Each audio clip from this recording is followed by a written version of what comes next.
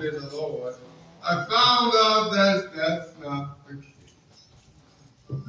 So today I want to bring and introduce you to some things that I found out. And one is that the character of pleasantness of God, what it looks like.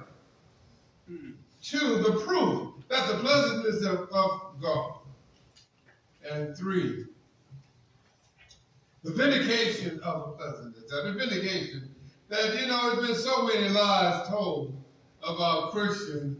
I want to vindicate them. There's so many lies that have been told that being a Christian is boring and it is not fun. There's so many lies that have been told. I want to say that you can't have fun in a family of God. All you can do is be. We'll look at that. We'll look at that. But there's a few scriptures, and the topic scripture for today is Proverbs 3:17. That's where we're drawing all of our meat from today.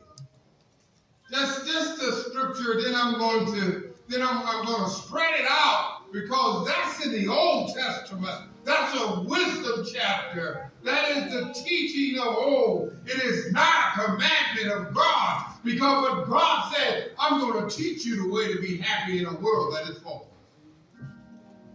That's what he tried to do to the children of Israel, and they refused to listen.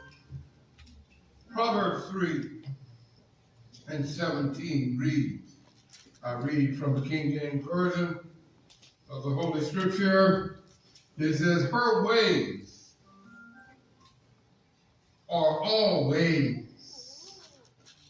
of pleasantness, and all her paths are peace. Could you imagine that God is telling us something and having a writer say something thousands of years ago and giving us a book of wisdom and say all, not some, all of her ways are pleasant.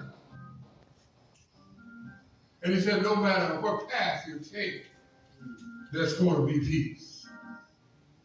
There's going to be peace. Now you tell me something in this world that will equate to that. Tell me just anything in this world.